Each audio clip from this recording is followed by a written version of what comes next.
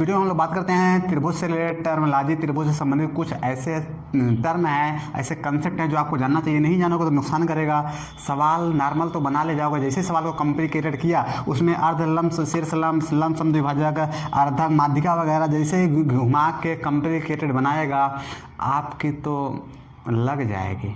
तो ना लगे उसके लिए समझ लीजिए, बहुत बड़ा चीज़ नहीं है, बहुत आसान सा चीज़ है। क्या है उसको जानिए। माध्यिका शायद कुछ लोग जानते भी होंगे।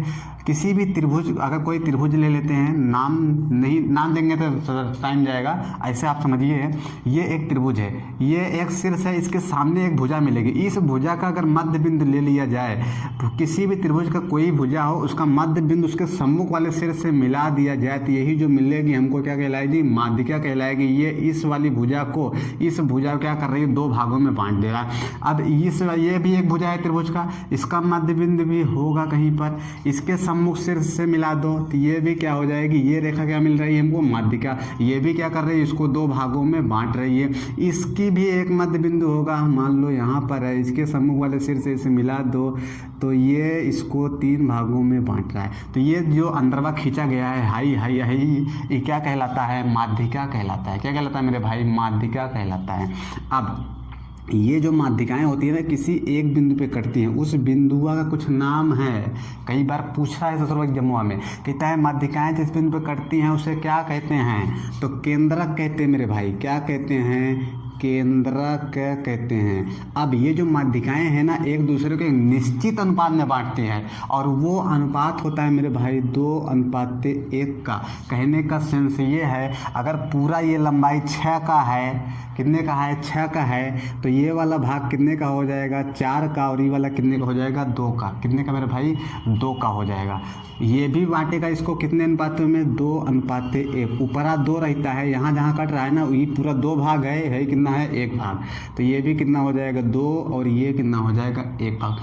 किसी भी त्रिभुज का कोई एक माध्यिका उसको समान क्षेत्रफल वाले दो त्रिभुजों में डिवाइड करती है। क्या बोल गए, शायद नहीं समझे होगे। छोटा सा यहाँ बनाते हैं फिगर, आप समझिए। अगर ये एक त्रिभुज है, इसमें एक मैं माध्यिका खींच दूँ, ये जो माध्यिका है ये क्या कर रहा होगा, इस वाली भुजा को दो भागों में बांट रहा होगा, यानी कि ये जितनी लंबाई है उतनी ही है। साथ साथ ई वाला जो त्रिभुज छोटा सा बना और ई वाला जो बना, इसका क्षेत्रफल बराबर होता है मेरे भाई। ये याद रखिएगा, ये माध्यिका आपको समझ आ गया। हम लोग देखें अर्धक समद्विभाजक किसका, कोण का।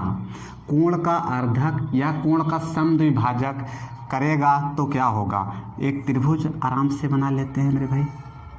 अब यहाँ पर देखिए एक कोण बन रहा है, हम इंटीरियर कोण की बात करेंगे, मतलब आंतरिक कोण की बात करेंगे।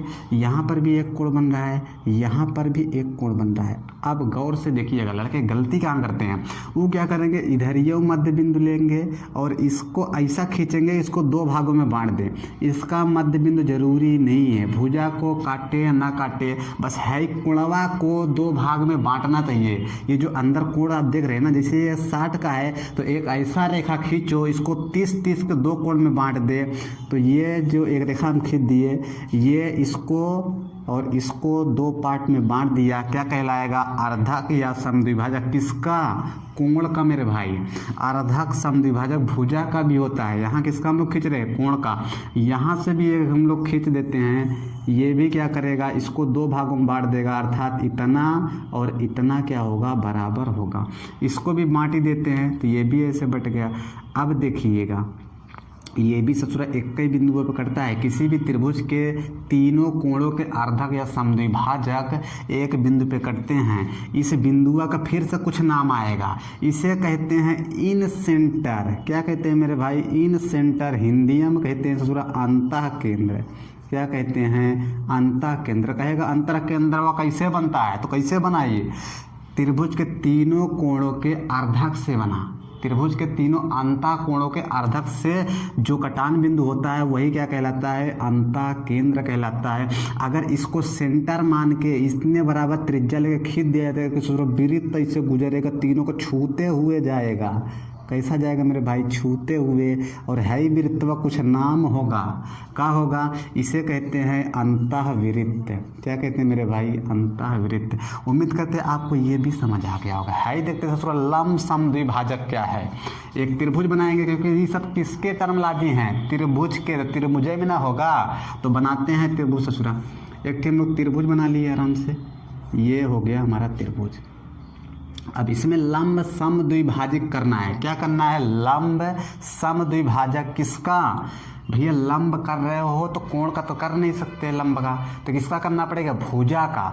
ऐसा रेखा खींचो जो इस वाली भुजा को 90 पे काटे और 2 बराबर भागों में बांट दे। कैसे, 90 पर भी काटे और 2 बराबर भागों में बांट दे। तो यहाँ से एक हम लोग भुजा खींच दिए, इसको 90 पे भी काटेगा और ये वाला पार्ट आपस में बराबर होगा। इधर से भी खींच देते हैं, जो इसको क्या करेगा मेरे भाई, 90 पर भी यहाँ काटेगा और ये भी करेगा। इधर से भी खींच देते हैं, ये क्या करेगा, इसको 90 पे काटेगा और ये पार्ट आपस में क्या हो जाएंगे, बराबर हो जाएंगे। तो ये हम लोग जरूरी नहीं है, याद रखिएगा, जरूरी नहीं है कि इसके जो लंब सम द्विभाजक है आगे बढ़ाने पे इसके शीर्ष से मिल जाए, जरूरी नहीं है। अब यहाँ पर भी तीनों लंब सम द्विभाजक एक बिंदु पे मिलते हैं, उसे कहा जाता है सरकम सेंटर मेरे भाई। क्या कहा जाता है, सरकम सेंटर, यानी कि परवृत्त नहीं, पर केंद्र कहा जाता है। क्या कहा जाता है मेरे भाई, परिकेंद्र कहा जाता है।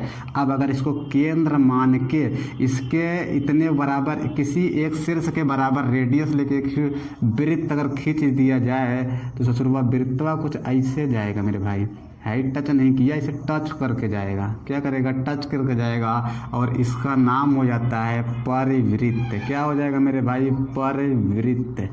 उम्मीद करते हैं ये भी आपको समझ आया होगा। शीर्ष लंब क्या देखते हैं, क्या है शीर्ष लंब। त्रिभुज तो रहबे कर रहा है, क्योंकि किसके टर्म हैं सब सारे, त्रिभुज के टर्म हैं। इसका एक शीर्ष है, इस शीर्ष से सम्मुख वाली भुजा पे लंब डाल दो।